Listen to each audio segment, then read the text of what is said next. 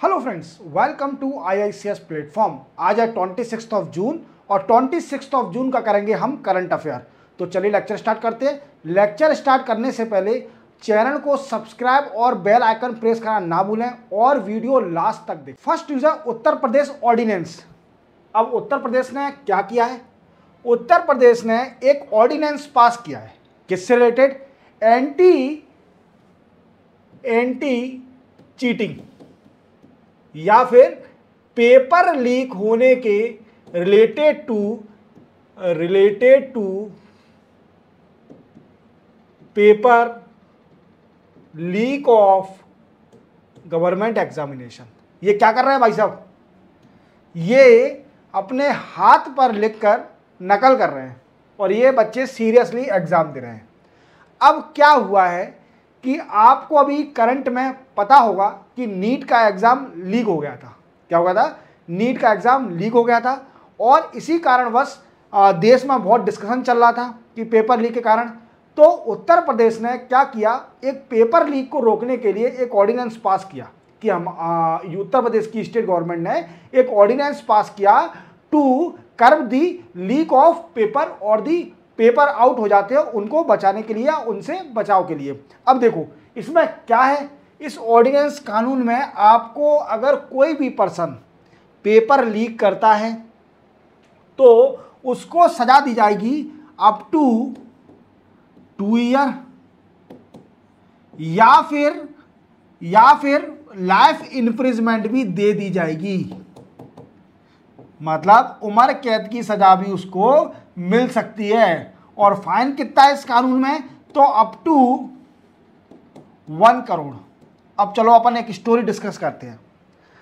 आपने कई बार सुना होगा, इवन आपके पड़ोस में या अभी भी या पहले क्या होता था कि जो लोग बाग पेपर देने जाते थे, मीन्स चीटिंग में हाथ में लिख लिया या फिर अपने इधर लिख लिया, या फिर एक बड़ी टेक्निक थी कि किसी भी किताब की, किसी भी बुक की 0 फोटोकॉपी करा लीजिए और उसको एग्जाम में ले जाइए और अच्छे से कॉपी करिए जो क्वेश्चन आया है। क्योंकि क्वेश्चन कंसेप्चुअल क्वेश्चन कभी नहीं आता था। पहले आते थे डायरेक्ट क्वेश्चन, जो कि एक कुंजी बोला जाता है, हिंदी में कुंजी बोलते थे। फाइनल जो 20 क्वेश्चनों की आती है एक कुंजी, उसको कॉपी करके 0 फोटोकॉपी करा के और उसे पूरी कॉपी कर दिया जाता था एग्जाम में। तो ये है चीटिंग। अब इसको रोकने के लिए यूपी सरकार ने एक कानून निकाला, ऑर्डिनेंस निकाला। अब ऑर्डिनेंस क्या होता है? जब लेजिस्लेटिव असेंबली सेशन में नहीं होती है और सरकार को अगर कानून निकालना है तो वो ऑर्डिनेंस निकाल देती है। सिंपल बात है। तो ठीक है, अब क्या है कि ऑर्डिनेंस निकाल दिया, मैंने इसकी सजा बता दी। अब किस किस को सजा दी जाएगी इसके अंदर? जो लोग फेक पेपर लीक की न्यूज भी स्प्रेड कर रहे हैं। समझ लो आप मेरी बात को, कि अगर आपने झूठी खबर फैला दी कि पेपर लीक हो गया है, उनको भी सजा दी जाएगी।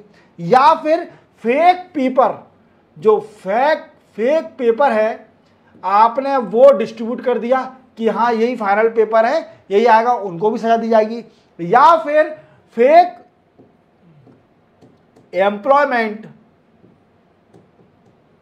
वेबसाइट, आपको पता है कितनी सारी इंटरनेट पे साइट हैं एम्प्लॉयमेंट से रिलेटेड जो कि फेक है। आपसे वादा किया जाता है कि आपको हम अच्छी एम्प्लॉयमेंट देंगे, आप इतना कुछ करिए। तो कई सारे फाइनेंशियल फ्रॉड हो जाते हैं इससे एम्प्लॉयमेंट के चक्कर में, तो इनको भी सजा दी जाएगी। क्लियर हो गया? ऑर्डिनेंस समझ में आ गया? कितना प्रावधान है? 2 साल या फिर लाइफ इम्प्रिजमेंट और 1 करोड़ तक का फाइन हो सकता है। और ये रिकवर किससे किया जाएगा? जो लोग इसके कल्प्रिट हैं उन्हीं से रिकवर किया जाएगा। किस चीज के लिए? जो पेपर कंडक्ट कराने के लिए जो स्टेट का पैसा खर्च हुआ है, वो पैसा भी इन्हीं लोगों से रिकवर किया जाएगा। तो समझ रहे हो आप मेरी बात को कि कितना नुकसान मतलब होने वाला है। तो मेरे जितने भी स्टूडेंट हैं इस बात को समझ तो गए होंगे। और अगर आपकी नज़र में कोई दिख रहा है ऐसा जो कि झूठी खबर फैलाता है पेपर लीक की, या फिर बोलता है कि पेपर लीक हो गया है, और जितने भी लोग हैं जो मेरा वीडियो देख रहे हैं और जो पेपर लीक में इन्वॉल्व हैं, तो भाइयों सतर्क हो जाओ, क्योंकि आपका बहुत बड़ा नुकसान होने वाला है। आप प्रॉफिट मेकिंग ना सोचें। ठीक है, चलते हैं अपन नेक्स्ट न्यूज़ पर। नेक्स्ट न्यूज़ दोस्तों हमारी ई साक्ष्य के ऊपर। ई साक्ष्य क्या है? ये एक मोबाइल ऐप है। क्या है दोस्तों? एक मोबाइल ऐप है, एक मोबाइल ऐप है। अब आप साक्ष्य से समझ पा रहे होंगे, साक्ष्य का इंग्लिश में मीनिंग क्या होता है? एविडेंस। इंग्लिश में क्या मतलब होता है इसका? साक्ष्य का एविडेंस। अब सुनो कहानी क्या है। देखो, जैसा आप जानते हो कि हमारे इंडिया में नए कानून बन गए हैं, किसके? भारतीय न्याय संहिता। क्लियर? जो कि रिप्लेस करेगा किसको? इंडियन पेनल कोड 1860 को। और भारतीय न्याय संहिता 1 जुलाई से लागू हो जाएंगे। मीन्स हमारे इंडिया में नए कानून बन गए हैं, इंडियन एविडेंस एक्ट का और आईपीसी को रिप्लेस करने वाला, या फिर क्रिमिनल प्रोसीजर कोड को रिप्लेस करेगा। नए कानून आ गए हमारे इंडिया में। अब एक कानून इसमें है भारतीय न्याय संहिता, जिसका रिप्लेस करेगा इंडियन पेनल कोड 1860 को, और 1 जुलाई से लागू हो जाएगा। बट एक इसमें एक प्रावधान है। क्या प्रावधान है? इसको समझने के लिए पहले आपको यह समझना पड़ेगा इसमें प्रावधान क्या है। ई साक्ष्य मोबाइल ऐप को समझने के लिए पहले आपको समझना पड़ेगा कि इसके अंदर प्रावधान क्या है। तो इसमें प्रावधान ये है कि आपको जो एविडेंस है, evidence related to digital, sir क्या digital? Digital I means photography of crime scene, audio visual evidence will have to collect. आपको कलेक्ट करना पड़ेगा if crime will attract 7 year or more imprisonment. Means अगर ऐसा कोई crime है जिसमें 7 साल की सजा या उससे ज्यादा की सजा है, तो पुलिस वालों को या इन्वेस्टिगेशन टीम को उसकी डिजिटली डाटा रखना पड़ेगा, फोटोग्राफी रखना पड़ेगा, ऑडियो विजुअल रखना पड़ेगा, वीडियोग्राफी करना पड़ेगा उस क्राइम सीन की। तो ये प्रावधान है इसके अंदर। समझ में आ गया? ये प्रावधान समझ में आ गया क्या? भारतीय संहिता न्याय संहिता में ये प्रावधान है जो कि इंडियन पेनल कोड को रिप्लेस करेगा 1 जुलाई से। अब सुनो, अब क्या कर रही है होम मिनिस्ट्री ने? ई साक्ष्य मोबाइल ऐप लॉन्च की है। मोबाइल ऐप, ये ऐप क्या करेगी? तो पुलिस वालों को इसमें डिजिटल डेटा अपलोड करना होगा related to crime scene. Means police वाले अगर किसी भी क्राइम सीन पर जाते हैं तो उसका इन्वेस्टिगेशन होने के बाद उसकी फोटोग्राफी, उसके एविडेंस, ऑडियो विजुअल, वीडियोग्राफी इस डिजिटल और क्लाउड ऐप पर अपलोड करना होगा। समझ में आ गया? ई साक्ष्य के अंदर। अब ये ई साक्ष्य काम में क्या आएगा? जैसे मान लीजिए कोर्ट में हियरिंग चल रही है, तो क्या है डिजिटली एविडेंस होगा, वो देख सकते हैं। ठीक है, दुनिया देख सकती है ई साक्ष्य में, ऐप में। ठीक है, तो क्या है कि ये है। अब पुलिस वालों ने इसका ऑब्जेक्शन उठाया है कि ठीक है आपने अच्छा ऐप बनाया है, बट इससे जो क्राइम करने वाला होगा उसको बेनिफिट मिल जाएगा। क्या बेनिफिट मिल जाएगा? उसको पता चल जाएगा कि पुलिस को एविडेंस मिल चुका है मेरे खिलाफ और वो फरार हो जाएगा। मीन्स फरार हो जाएगा, एब्सकॉन्ड हो जाएगा, बिल्कुल फरार हो जाएगा, वो गायब ही हो जाएगा, दूसरे देश चले जाए या फिर दूसरी स्टेट में छुप के रह रहा है। अगर उसे पता चल जाएगा कि एविडेंस पुलिस को मिल चुका है और अगर इस तरीके से पुलिस ने ऑब्जेक्शन उठाया है, तो आपको समझना है ई साक्ष्य मोबाइल ऐप के बारे में ज़्यादा दिमाग नहीं लगाना है। दिमाग लगाने का काम है हमारा यूपीएससी का, और यूपीएससी वाले तो दिमाग लगाते ही है। जैसे मैंने आपको बताया कि पुलिस वालों ने बोला है, फिर आप कई सारे पॉइंट निकालिए कि इसके ड्रॉबैक क्या है, प्रॉस क्या है, कॉन्स क्या है, तो कई सारे कारण निकलेंगे, वो अपन नहीं जानते। ई साक्ष्य जानना जरूरी है। ठीक है, चलते अपन नेक्स्ट न्यूज़ पर। नेक्स्ट न्यूज़ है डिफेंस मिनिस्ट्री के ऊपर। देखो, डिफेंस मिनिस्ट्री ने एक इनिशिएटिव स्टार्ट किया था जिसका नाम है आइडेक्स मीन्स वो वाली आइडेक्स नहीं है जो अपन लगाते हैं, अपन को दर्द होता है, सूजन हो जाती है या स्वेलिंग हो जाती है तो आइडेक्स लगा लीजिए, या फिर मोच आती है तो आइडेक्स, वो आइडेक्स नहीं है ये आइडेक्स क्या है? Innovation for defence excellence. Innovation for defence excellence ये क्या है? इनिशिएटिव है गवर्नमेंट का या डिफेंस मिनिस्ट्री का, ठीक है, गवर्नमेंट का इनिशिएटिव है या डिफेंस मिनिस्ट्री का इनिशिएटिव है। अब इन्होंने क्या किया है? Defence ministry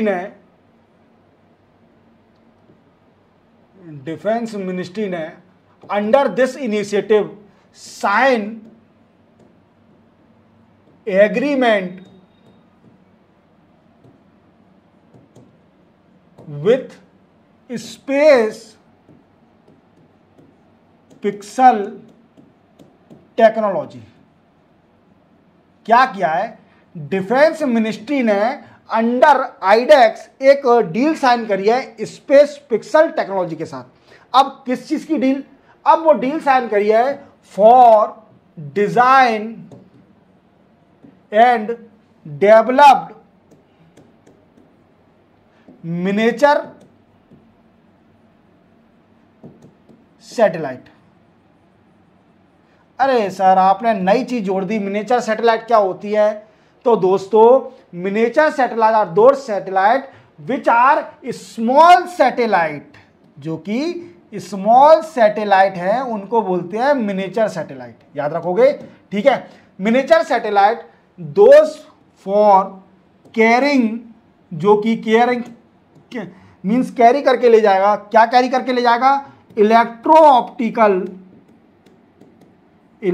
optical infrared synthetic radar aperture up to 150 kg, मतलब 150 kg तक जो कि मिनिएचर सैटेलाइट है वो डिजाइन कौन करेगी? स्पेस पिक्सल और डिफेंस मिनिस्ट्री ने under innovation of defence excellence ये अंडर डील साइन करी है, जिसमें space x company miniature satellite बनाएगी जो कि कैरी करेंगी कितना? 150 kg तक ऑप्टिकल, इलेक्ट्रो ऑप्टिकल, इंफ्रारेड और synthetic aperture radar.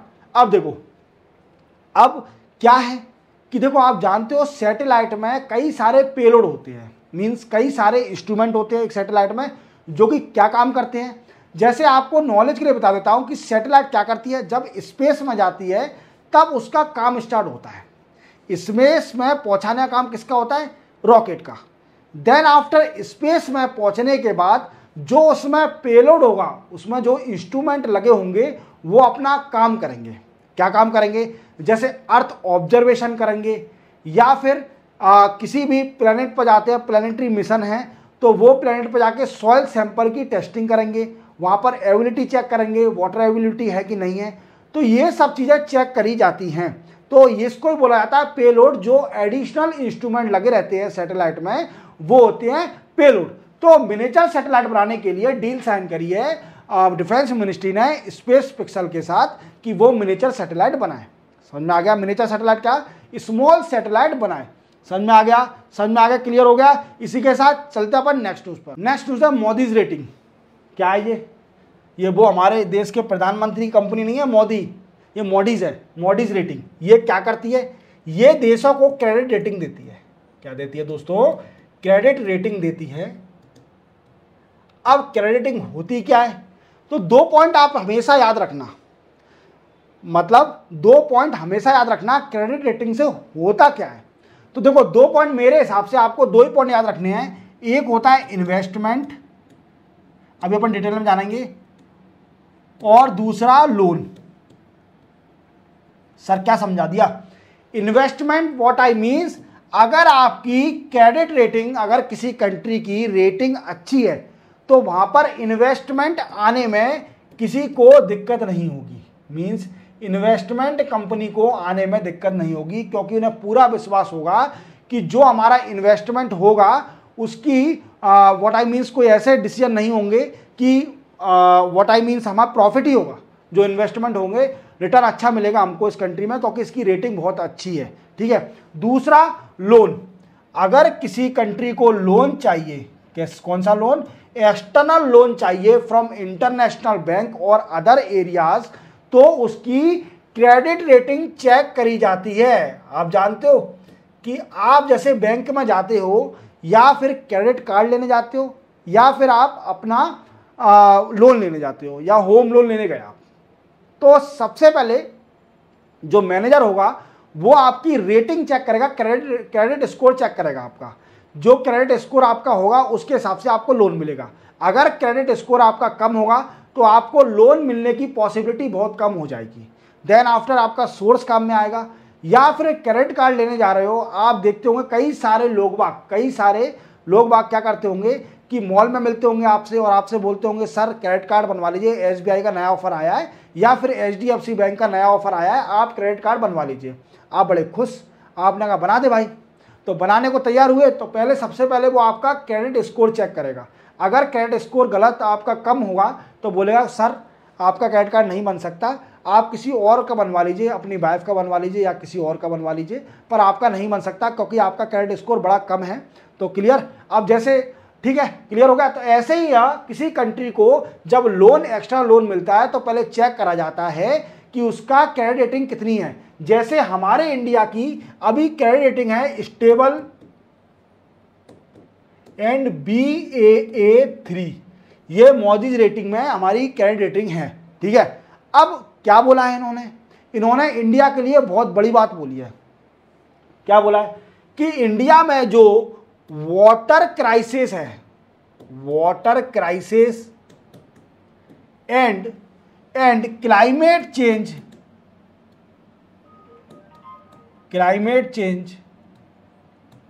Driven natural disaster, जो क्लाइमेट चेंज से नेचुरल डिजास्टर हो रहा है या फिर हाई कंजम्पशन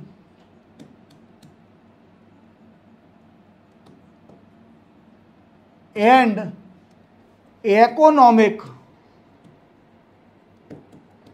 ग्रोथ, ये सारे पॉइंट इंडिया के लिए निगेटिव होंगे in the basis of reducing the credit rating. ये इन्हों के लिए कि सबसे नेगेटिव पॉइंट होंगे या फिर इंडिया की क्रेडिट रेटिंग रिड्यूस हो सकती है, स्टेबल से पुअर हो जाए या फिर स्टेबल से पुअर भी हो सकती है, नेगेटिव भी हो सकती है, कुछ भी हो सकता है। तो इंडिया को फोकस करना पड़ेगा वाटर क्राइसिस पे।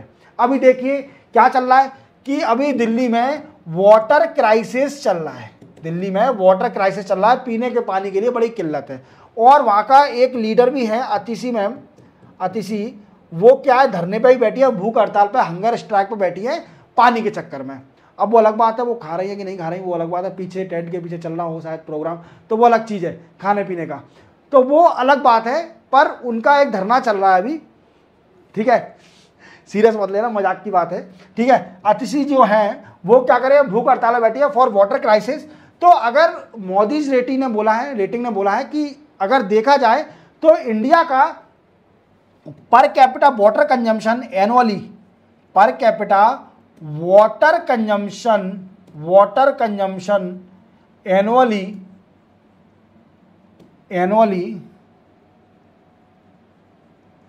नियरली 1300 क्यूबिक मीटर बाई 2031 में, मीन्स 2031 में इंडिया का per capita water consumption annually हो जाएगा 1300 क्यूबिक मीटर ओनली 2031 में। और अभी राइट नाउ हमारा कितना है, अभी अगर देखा जाए 2021 का डेटा से तो नियरली 1400 क्यूबिक मीटर है।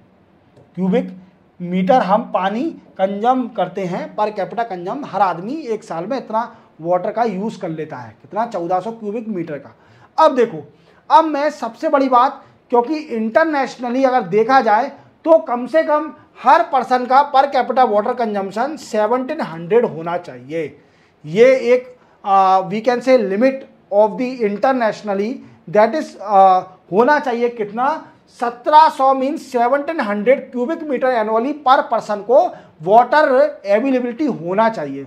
पर इंडिया में तो अभी 1400 ही है, मीन्स 1400 ही है, और 1400 आप जानते हो बड़ा कम है, और 2031 में और कम हो जाएगा, 1300 को समथिंग हो जाएगा, 1300। तो क्या है, इससे इंडिया को इफेक्ट करेगा किस पे, क्रेडिट रेटिंग पर इफेक्ट करेगा, और क्रेडिट रेटिंग कम हो जाएगी हमारी देश की। तो मोदी जी रेटिंग ने बोला है कि पानी पे काम करिए, जो शॉर्टेज हो रही है पानी का उसके कुछ अलग देखिए, कोई और दूसरा तरीका देखिए जिससे water availability to the people enhance हो। समझ में आ रहा है? तो चलते अपन नेक्स्ट न्यूज पर। नेक्स्ट न्यूज है चैंगी 6। क्या है ये, देखो ये क्या है, स्पेस प्रोब। ये किसका था, चाइना का, और ये कहां पे जा गया था, मून पर। और मून पर किस जगह, ये साउथ पोल और फार साइड ऑफ मून, मींस जो मून का पार्ट जो अर्थ से दिखता नहीं है, पीछे का पार्ट, वहां इस प्रोब को भेजा गया था। और ये क्या करना था उसको, वहां पर जाके वहां से सॉइल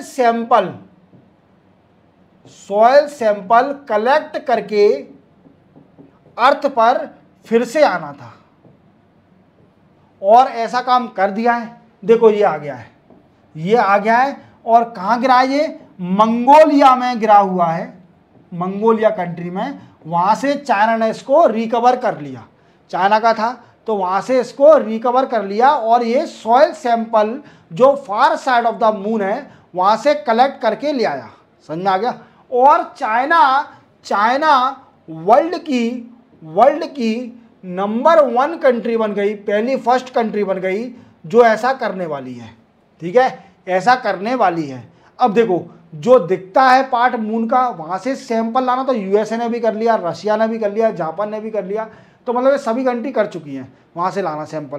पर चाइना ने पहली बार मून के फार साइड से सॉइल सैंपल लाया है। अब इसका यूजेबिलिटी क्या होगी सर जी, अब देखो इसकी टेस्टिंग होगी, और टेस्टिंग में पता करा जाएगा कि जो फार साइड मून है वो सॉइल सैंपल में कितना डिफरेंस है, जो पार्ट दिखता है, जो पार्ट अपन को दिखता है उस पार्ट में से सॉइल सैंपल में कितना डिफरेंस है। दूसरा मिनरल का पता करा जाएगा कि फार साइड ऑफ द मून कौन कौन से मिनरल पाए जाते हैं यहां पर। Then after water availability,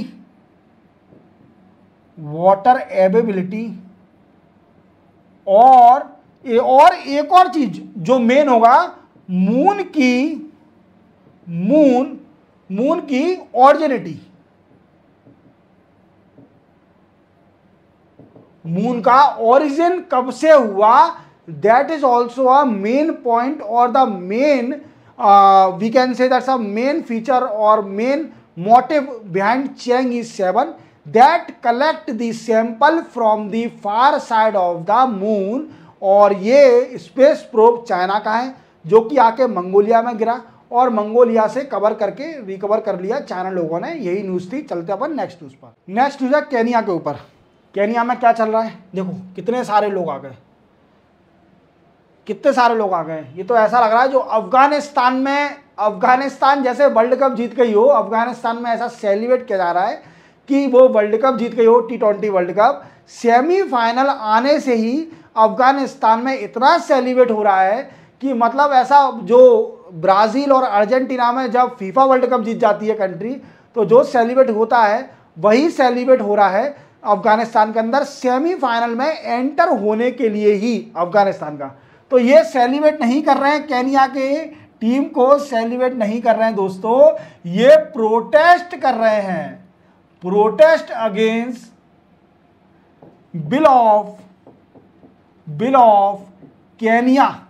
Kenya के बिल का प्रोटेस्ट कर रहे हैं। और बिल में क्या है, बिल में ये है कि रेज टैक्स बढ़ाने का बिल आया है जो केनिया गवर्नमेंट ने निकाला है, और इसी चीज़ का प्रोटेस्ट चल रहा है।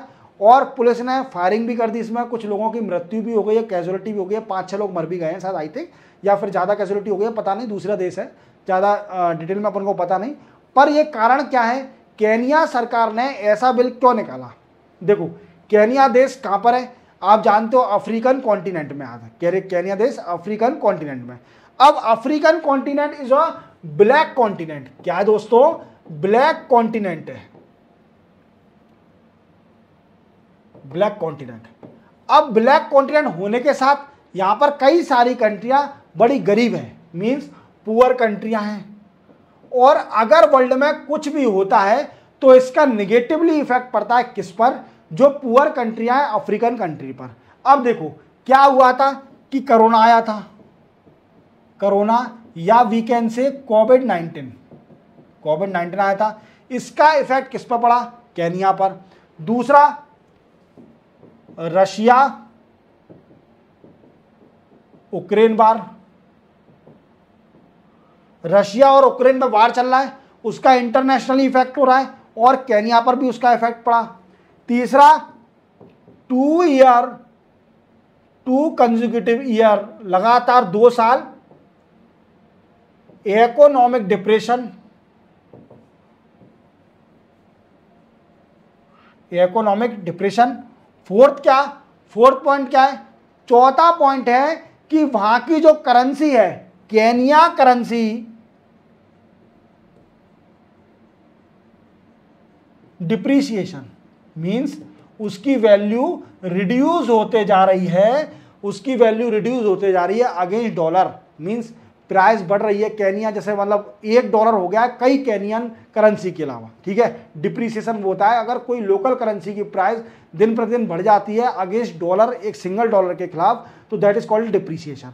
अब इसी चीज से निजात पाने के लिए केनिया गवर्नमेंट ने एक बिल निकाला था जिसमें टैक्स बढ़ा दिया जाएगा, और उस चीज का प्रोटेस्ट हो रहा है यहाँ पर कि टैक्स तुमने कैसे ही बढ़ा दिया, वैसे ही हम परेशान हैं, हाँ हम पे पैसा नहीं है और तुम टैक्स और बढ़ा दो उल्टा सीधा। और इंडिया में अगर टैक्स बढ़ जाता है तो इतने चोर बैठे हुए हैं कि उन्हें कोई फर्क नहीं पड़ता कि टैक्स बढ़ाओ, क्योंकि उन्हें भरना ही नहीं है, वो तो टैक्स इवेजन करेंगे, चोरी करेंगे। तो इंडिया में कोई फायदा नहीं है टैक्स बढ़ाने का, कम करने का।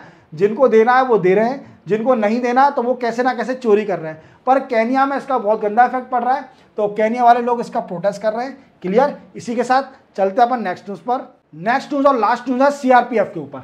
देखो आप जानते हो सीआरपीएफ क्या है?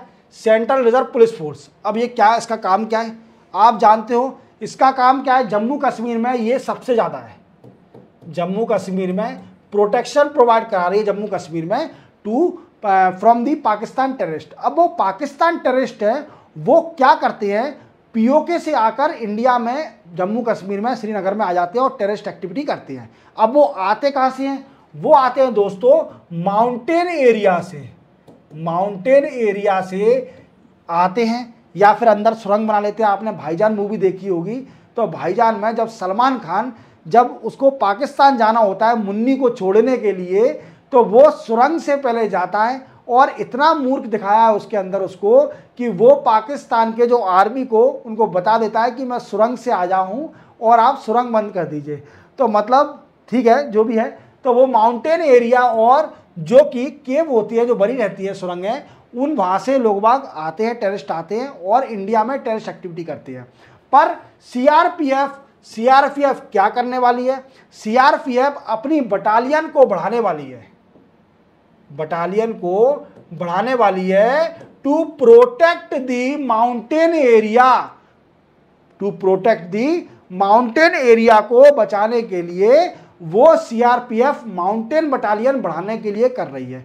क्या कर रही है? क्योंकि टेररिस्ट एक्टिविटी को रोकने के लिए, जो पाकिस्तान से टेररिस्ट आ रहे हैं उनको रोकने के लिए सीआरपीएफ माउंटेन बटालियन बढ़ा रही है। अब इसके लिए क्या करेगी सीआरपीएफ? सीआरपीएफ के जो जवान हैं उनको ट्रेनिंग दी जाएगी, किसकी? माउंटेन एरिया पर रहने की ट्रेनिंग दी जाएगी कि माउंटेन एरिया में कैसे रहा जाता है और इंडिया को कैसे प्रोटेक्ट करा जाएगा from the Pakistan infiltration, Pakistan terrorist infiltration. Pakistan तो आप जानते हो अपनी हरकत से वो बिल्कुल बाज नहीं आ रही है, वो कितनी भी कंगाल हो जाए पर वो टेररिस्ट जरूर इंडिया में भेजते रहेगी और हर बार 10-15 लोगों को मरवाते रहेगी। मींस कौन से मरवाते रहेगी? अपने सिविलियन नहीं, जो टेररिस्ट भेज रही है वो मरते ही मरते हैं, वो जाके बच के जाएंगे नहीं वहां पर पाकिस्तान में, वो इंडियन आर्मी और सीआरपीएफ उनको निपटा के मान के उनको, तभी उनकी बॉडी आराम से जलाएगी तो नहीं, तो उनको अच्छे से विदा करती है जब डेड बॉडी उनकी।